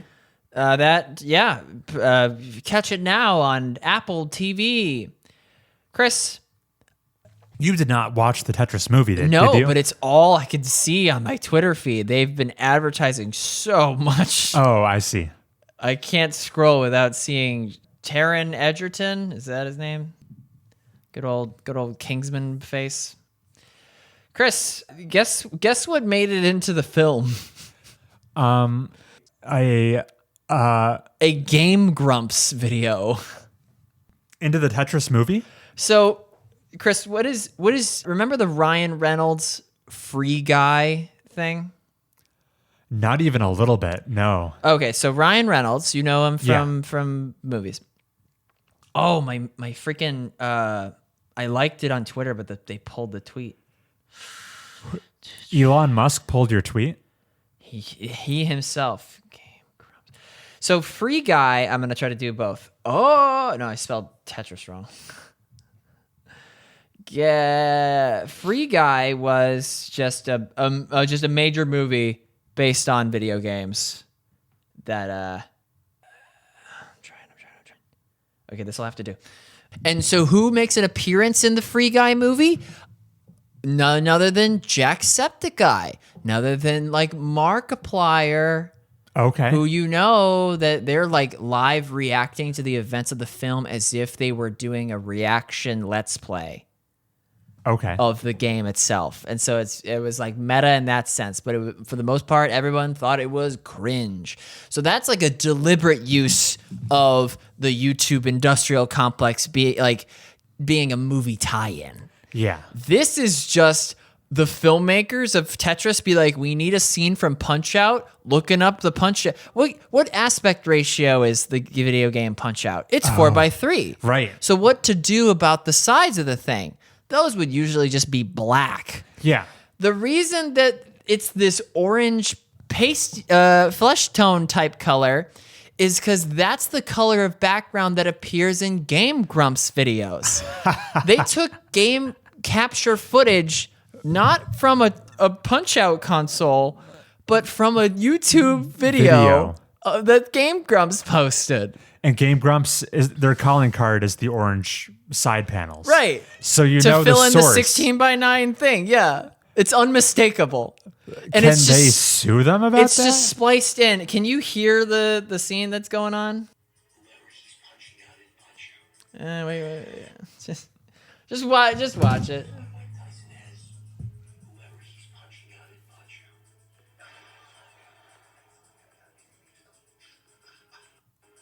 So it's a dramatic scene. Yeah. And that's the that's Hushed, just the hushed funny- voices as they watch a Game Grumps YouTube video. Well, it's just like it might as well just you hear the sound effect and it's like Audio Jungle Pond 5. They didn't pay for it.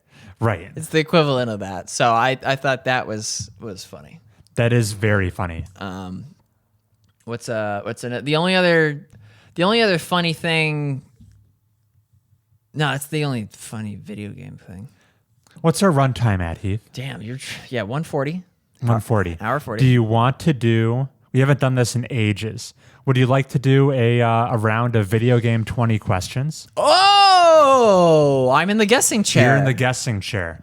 Here. Good segment choice. So I'll pull up a notes pad to keep track of your guesses. This, of course, is the classic childhood playground game, 20 questions, where the guesser has 20 questions to narrow down to whatever I've thought of. I'm going to make sure I don't cheat. In this case, it's obviously a video game. I will write down the title so that it is locked in.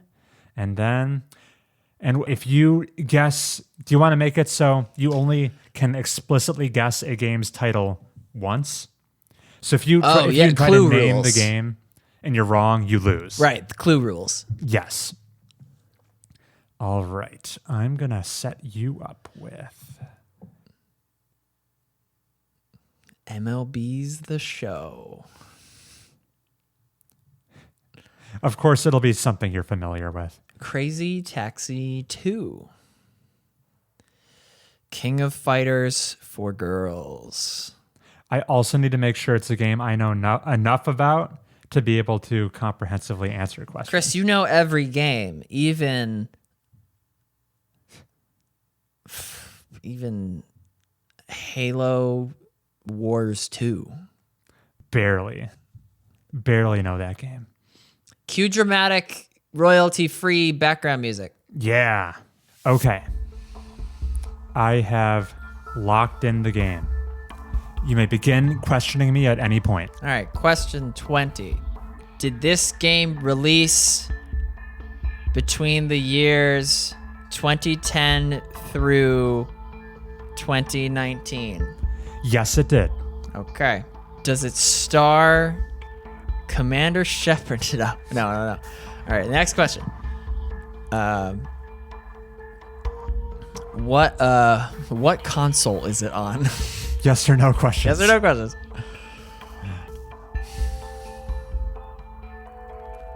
You've got a decade of game releases to play around with. Yeah, okay. Yeah, we should narrow it down. Yeah, we should narrow it down.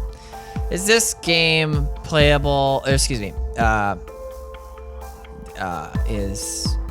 How about 2015 through 2020? You already know it's the furthest. It's 20. You said 2010 to 2019, so you need not specify 2020. Right. Okay. 2015 to 2019. Yes, it is. Okay. This game released in 2019? It did not. No. Okay. Afraid okay. not. Darn. Okay. Less efficient use of my questions. Right. But, You but I took a bit of a gained gamble. so much. Took a bit of a gamble there. Does this game primarily control from the first-person perspective? It does not. Okay. Does this game primarily control from the third-person perspective? Yes. Okay. 5 questions used. That means it's not GTA, because GTA 5 came out in 2015? Hey, Chris. Hey. Is the main character a girl? Yes. Wow! Okay.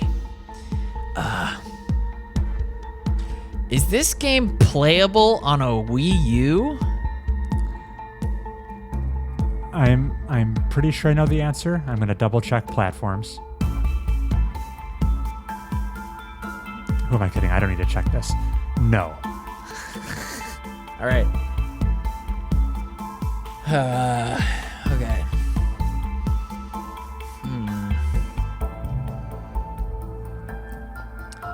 Chris, is this game? It's not Control because that's 2019, and that's a third-person girl game. Other third-person girl games include Senua's Sacrifice. Hey, Chris. Does the weapon she use, is her primary weapon a sword? Yes. Oh boy. 8 questions used. And if I get it within the first 10, my dick is this big. Okay. If you get it within 10 questions, maybe it's 10 inches. Does any part of this game take place in modern day? No. Oh, buddy. Oh, we're getting there. All right, you ready? I'm gonna go for it. Does my name appear in the game? I believe that it does. Yeah, it's is this game Hellblade: Senua's Sacrifice? Yes, you got it. That was you narrowed in on that so fast. I think Your turn. I think asking if the protagonist was a woman, that helps narrow it down quite a lot. Who would have thought? Since the answer was yes. You couldn't All right, back away. since that was so fast, let's flip the script here. Yeah, now I do you. Now you do me. I'm in the guessing chair. You, if you include guessing the title, that took you 11 questions. Darn. So I'm only. So I have a tiny. Darn. Okay. All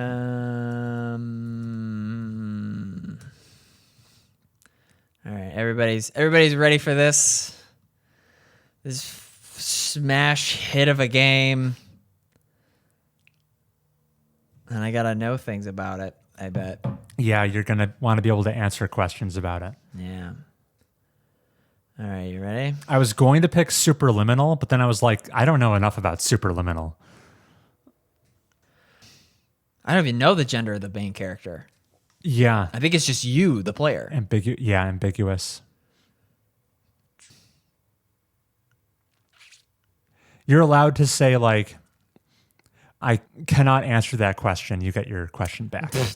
Yeah, if I want to give up. All right, I'm ready. All right. I'm going to write it down.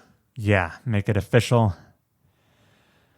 All right, I like your strategy, starting with a date range here. What are the odds? Is this game...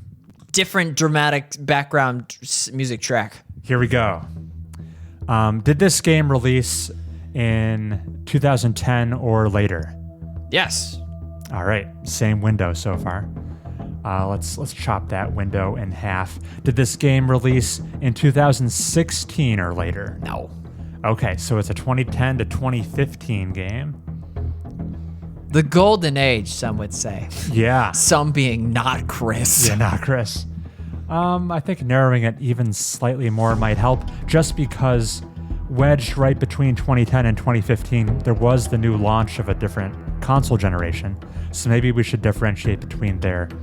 Did this game release in 2010, 2011, or 2012? No.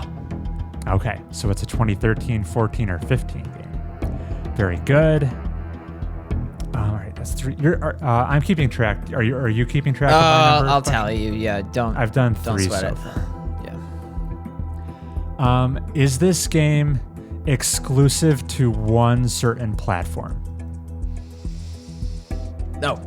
No. Okay, so it's on at least multiple systems. Good to know. Let's see. Does this game have a significant multiplayer component? No. Okay. So mostly just single player? Alrighty. Let's start working on probably genre. Does this game... does the player engage in shooting in this game? Probably not. Okay. Probably not. Not a sure thing, but probably not. Let's see. Is this game known for its story? Yeah. Okay, so not a pure Into the Breach type of deal. All right, so it's a 2013, 14, 15 game, multiple platforms. You can shoot stuff, and it has a story. So things that it could be, BioShock Infinite fits that timeline. Halo 5 fits that timeline, but that has multiplayer. Sorry, I said probably not to the you can shoot stuff. My bad. I messed that up. So probably no shooting. Okay. So eliminate shooters from the discussion. Yeah. Cool. Let's see here. Does this game, does it have is it like a licensed tie-in with some franchise outside of games? Oh, yeah. Oh, that's super helpful. That narrows it down quite a bit. So it could be like a Star Wars tie-in, or who knows. Okay, so it's not like a video game original franchise. That will come in handy at some point, surely. Let's continue. I'm so good with... How many questions am I up to? 8. Okay, I'm nearing the halfway point.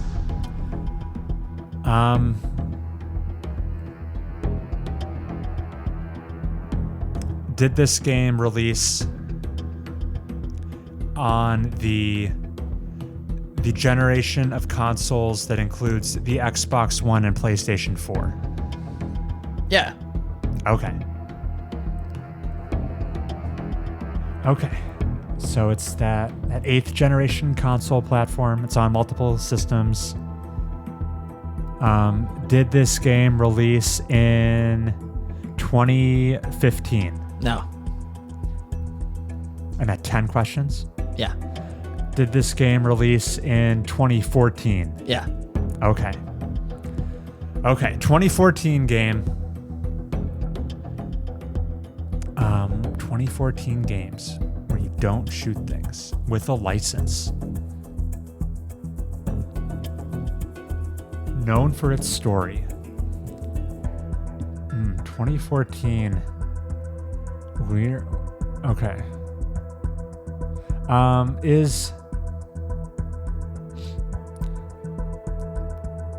Would you say this game's setting is fantasy or otherworldly?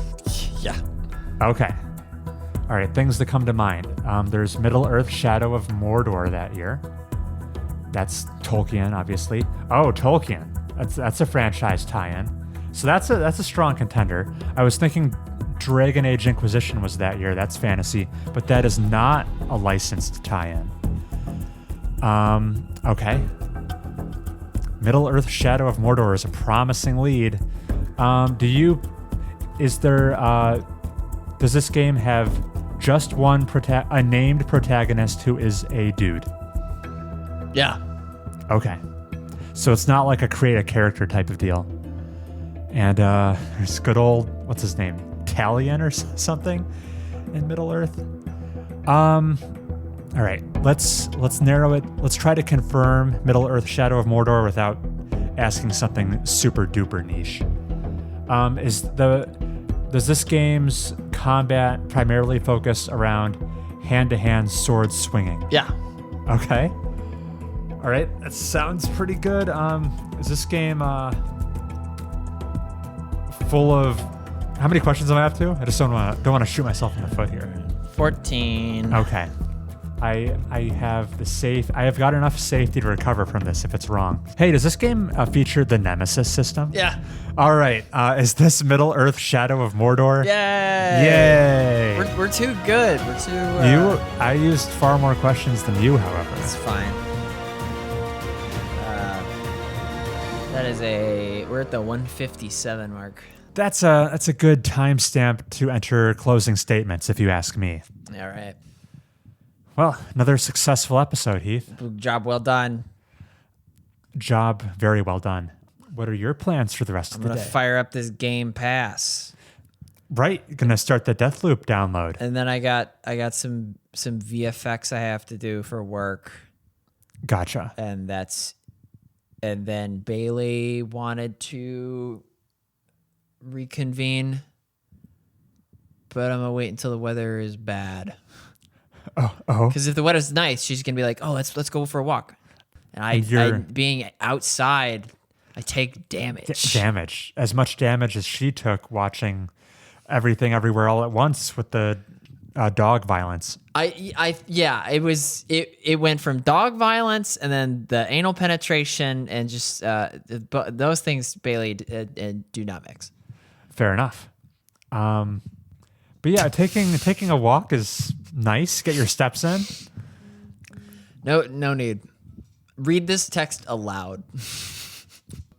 On sale from your wish list. Marvel's Midnight Suns. Oh, darn it. Wait, that game came out? Its specter continues to haunt you.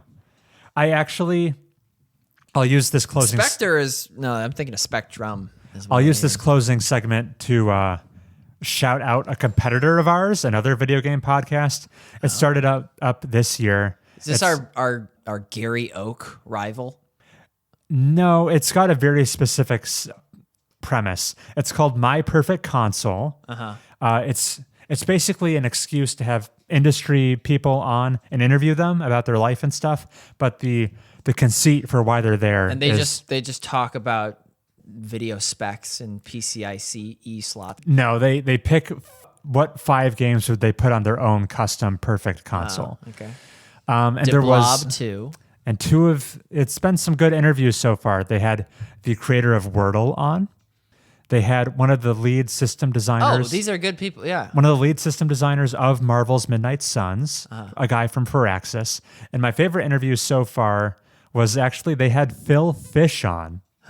And the most interesting tidbit I learned from the podcast so far is that Phil Fish's real name is Phil Poisson, which is French for fish. Yeah. Yeah. Isn't that funny? Yeah, it is funny. Yeah. So yeah, that's the takeaway from that podcast. Did Phil add any Japanese games for his console? Oh, because he has that infamous line. Let me think. He put Fez on the list. Well, he made it. No, he didn't. Oh, no, sorry. You're right. He did make Fez. He did not put Fez on the list. Oh, he put... He's self-loathing. What's that? What's the Dreamcast era game? Sonic. With... It's all musical. Oh, Rez. I didn't mean Fez. I meant Rez. Yep. He put Rez on the list. He put Dishonored on the list, which I appreciated. I don't know if he put... Wait, is Rez No, Rez is not Japanese. I don't think. No. I cannot confirm or deny how Japanese Phil Fish's list was. Sega might have just been the publisher. Was it made by Harmonix? Oh, United Game Artists. Headquartered in Shibuya. Oh, that sounds pretty Japanese to me. Okay. Remember, there was an era of our podcast where we would say Phil Fish accidentally was like an executive at Sony. So, yeah, because Phil Spencer... No. Yeah, I don't know. Yeah, it was complimenting Phil Spencer. I see. But no, Phil Fish liking a Japanese game is much like how Kanye tweeting about how he watched 21 Jump Street and says he's no longer anti-Semitic because of how much he laughed at Jonah Hill's performance. Yikes. Yeah. Just like that. They're one and the same. Very good. I think that's a good note to end this show on. All right. What's our email address if you catch this? Our email is mobiustubespodcast@gmail.com, and you're probably watching this on our TikTok, mobiustubespodcast.games/podcast. What's our TikTok? Yeah, we record the show now. We have a YouTube channel where you can see our faces.